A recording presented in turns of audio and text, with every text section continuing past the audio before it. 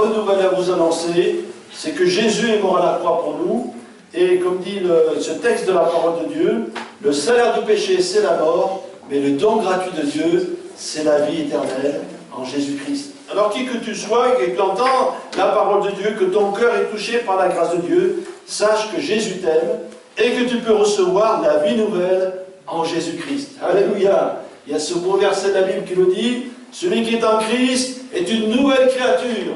Les choses anciennes sont passées, voici, toutes choses sont devenues nouvelles.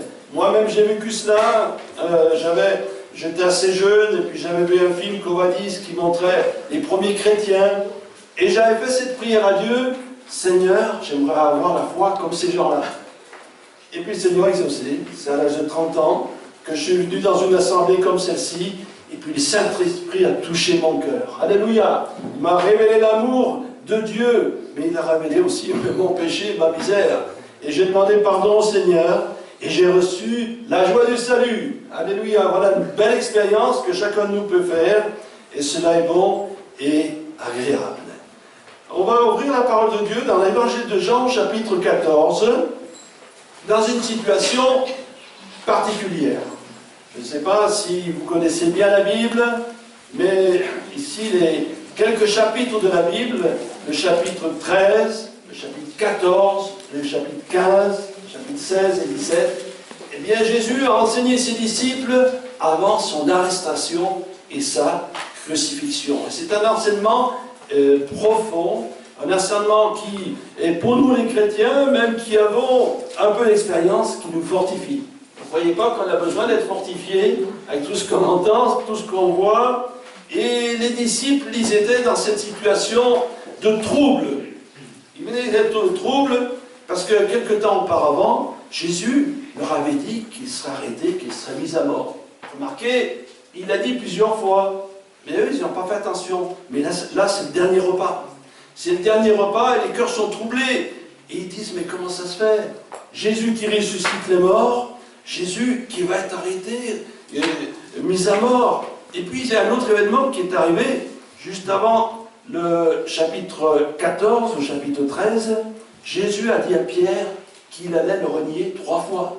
Alors vous vous rendez compte, tous les disciples, ils ont dit, mais qu'est-ce qu'il arrive là? Et puis qu'il allait aussi, un de ses disciples, qui allait le trahir. C'est terrible. Voilà nos disciples là qui ne comprennent pas. Ils sont dans le trouble. Ils sont dans la crainte, on peut dire même dans le désespoir. Jésus va être mis à mort, un des disciples, il va trahir le Seigneur, et un autre va le renier. Vous voyez quelle situation? Une situation vraiment de trouble, de crainte, de peur. Alors, on pourrait intituler ce message « Jésus qui change les choses ». Jésus qui change les temps et les circonstances. Alors, on va dire, si vous voulez, c'est ce chapitre 14, quelques versets du chapitre 14, et nous retiendrons des paroles fortes de Jésus, des choses qu'il va révéler, des promesses, et tout cela nous concerne aussi. Vous le voyez? Tout ce qui est dans la Bible, ça me concerne, ça te concerne, cher ami. Nous sommes tous concernés par ce que dit la parole de Dieu. Ce n'est pas réservé pour certains qui connaissent bien la parole de Dieu. Qui que l'on soit, on lit la parole de Dieu, et on dit, c'est pour moi. Alléluia. Il y a des promesses, c'est pour moi, et je veux aller de l'avant. Alors lisons au chapitre 14 de Jean, quelques versets. Que votre cœur ne se trouble point, croyez en Dieu et croyez en moi. Il y a plusieurs demeures dans la maison de mon Père. Si ce n'était pas, je vous l'aurais dit, je vais vous préparer une place. Et lorsque je m'en serai allé, et que je vous aurai préparé une place, je reviendrai, et je vous prendrai avec moi, afin que là où je suis, vous y soyez aussi. Vous savez où je vais, et vous en savez le chemin. Thomas lui dit, Seigneur, nous ne savons pas où tu vas, comment pouvons-nous en savoir le chemin? Jésus lui dit, je suis le chemin, la vérité et la vie. Nul ne vient au Père que par moi. Si vous me connaissez, vous connaîtriez aussi mon Père. Et maintenant, vous le connaissez et vous l'avez vu. Philippe lui dit, montre-nous le Père, cela nous suffit. Jésus lui dit, il y a si longtemps que je suis avec vous, et tu ne m'as point connu, Philippe. Celui qui m'a vu, a vu le Père. Comment dis-tu, montre-nous le Père. Ne crois-tu pas que je suis dans le Père, et que le Père est en moi? Les paroles que je vous dis, je ne les dis pas de moi-même, et le Père qui demeure en moi, c'est lui qui fait les œuvres. Croyez-moi, je suis dans le Père, et le Père est en moi. Croyez du moins à cause de ses œuvres. En vérité, je vous le dis, celui qui croit en moi fera aussi les œuvres que je fais, et il en fera de plus grandes, parce que je m'en vais au Père.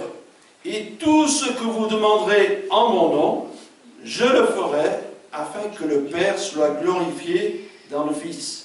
Si vous demandez quelque chose en mon nom, je le ferai. Si vous m'aimez, gardez mes commandements, et moi je prierai le Père, et il vous donnera un autre consolateur, afin qu'il demeure éternellement avec vous. L'Esprit de vérité que le monde ne peut recevoir, parce qu'il ne le voit point et ne le connaît point. Mais vous, vous le connaissez, car il demeure avec vous, et il sera en vous. Je ne vous laisserai pas orphelins.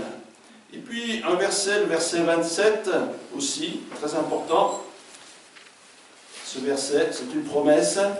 Je vous laisse la paix, je vous donne ma paix, je ne vous donne pas comme le monde donne, que votre cœur ne se trouble point et ne s'alarme point. Voilà, gloire à Dieu. Alors ici déjà on sent la compassion et l'amour de Jésus.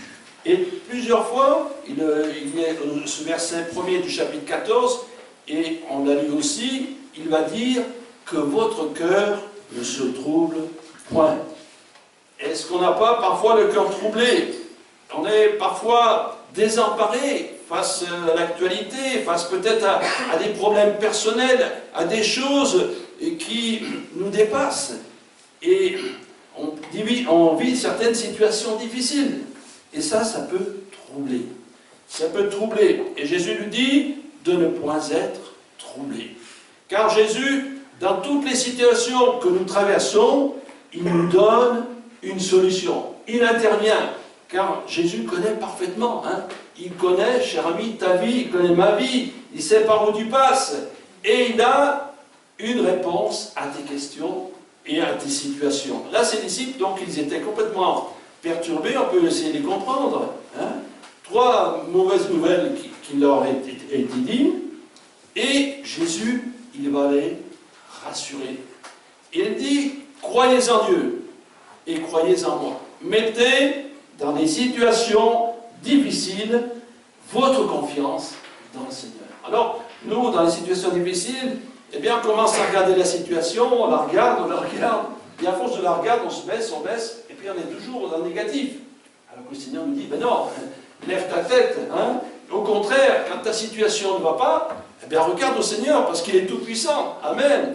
Et même si cette situation doit durer, il est là pour te fortifier et te réconforter. Ici, Jésus veut réconforter ses disciples. Et on le voit comment il sait faire, le Seigneur. Souvenez-vous, lorsque Jésus a été appelé en Béthanie, et que Lazare était sur le point de mourir, et puis il est mort, Marthe était un peu frustrée. Seigneur, si mon frère ne serait pas mort. En réalité, Jésus, il a laissé faire les événements pour montrer la gloire de Dieu. Alléluia. Ici, il a ressuscité Lazare. Il a changé complètement la situation. D'une situation dramatique, eh bien, c'était une situation glorieuse. Vous imaginez? Tous ceux qui étaient là, Jésus fait rouler la pierre, et Lazare, qui était mort depuis 4 jours, il revient à la vie. Il est dit que beaucoup crurent en lui. C'était un moyen vraiment d'évangélisation extraordinaire. Et voilà, Marie et Marthe, elles s'étaient abattues, et là, la joie est revenue dans leur cœur. Souvenez-vous aussi avec Pierre.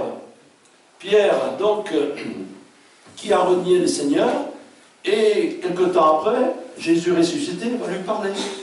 Est-ce qu'il lui a fait des reproches? Non, il ne lui a pas fait de reproches.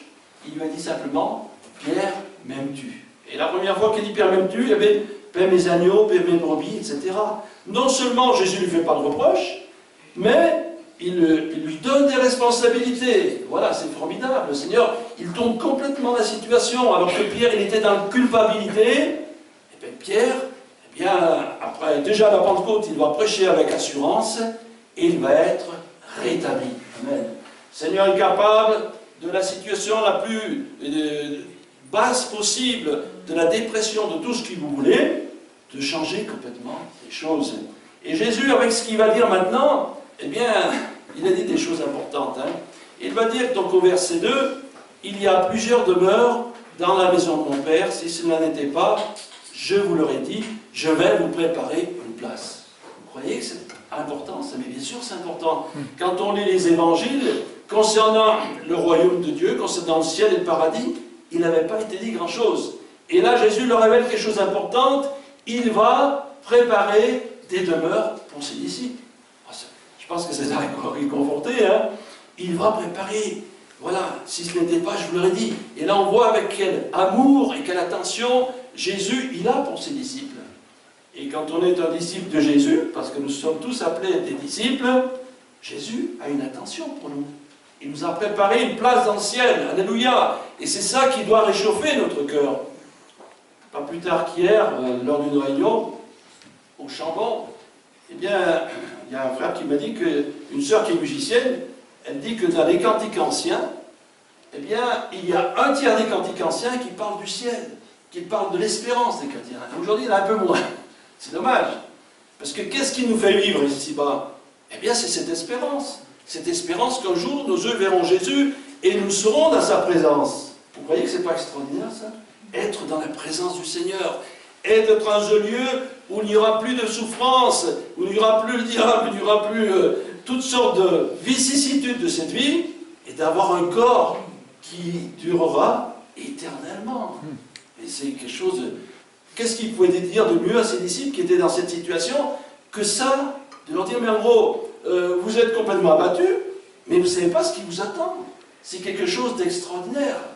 Et chaque fois qu'on passe par des situations difficiles, eh bien, regardons là-haut. Là-haut, où le Seigneur a préparé des bonnes choses. Souvenez-vous de l'apôtre Pierre, de l'apôtre Paul, eh bien, qu'il dit qu'il préférait être près du Seigneur. Et qu'il dit finalement que toutes ces petites choses de la vie qu'il vivait ne sont rien à côté de la gloire à venir. Il faut penser à ça. C'est les promesses que Jésus a fait à ses disciples, et on peut dire, le salut que nous avons en Jésus-Christ nous conduit, bien sûr, un jour auprès de lui. Et puis il parle aussi qu'il va revenir, ça c'est aussi, on attend le retour du Seigneur, venir prendre, il va venir nous prendre, et puis il dit aussi, je vous prendrai avec moi, afin que là où je suis, vous y soyez aussi. Et dans la prière sacerdotale que Jésus fait, il dit bien, il fait cette prière, afin que ce que tu m'as donné soit aussi avec moi. Ça c'est des promesses pour nous tous.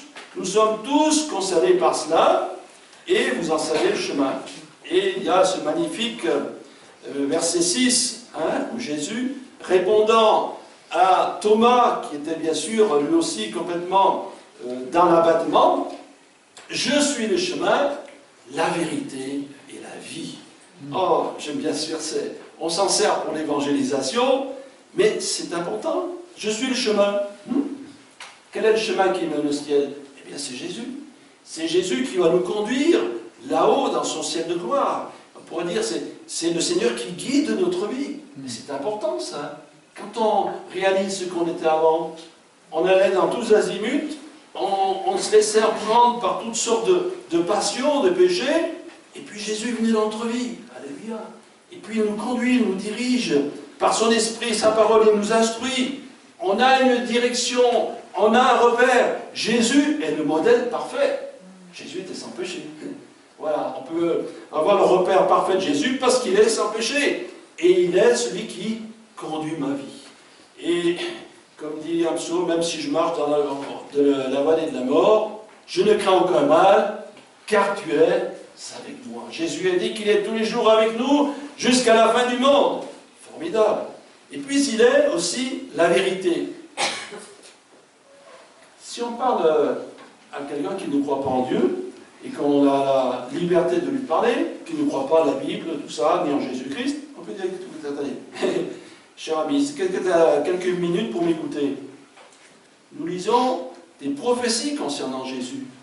Il y en a dans le livre de Michée, et il y a le livre d'Ésaïe, bien sûr, qui dit que la Vierge sera enceinte, elle enfantera un fils.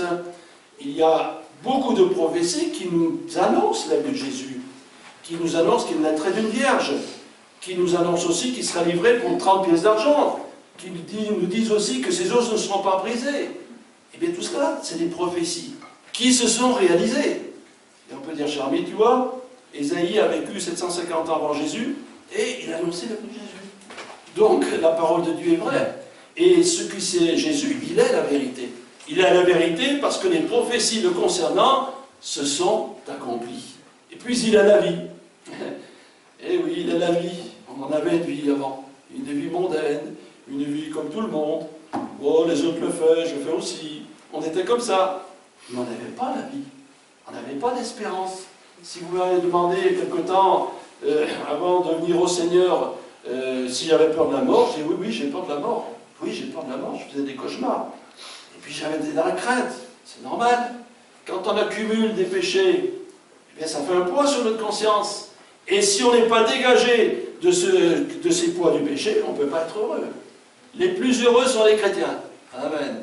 Et puis, on vous le dira, c'est là dans les hôpitaux, ceux qui sont des chrétiens qui sont à l'hôpital, l'infirmière lui dit, lui c'est un chrétien, parce qu'il a un autre comportement. Amen. Et quand tu es dégagé de tes fardeaux, tu es tranquille.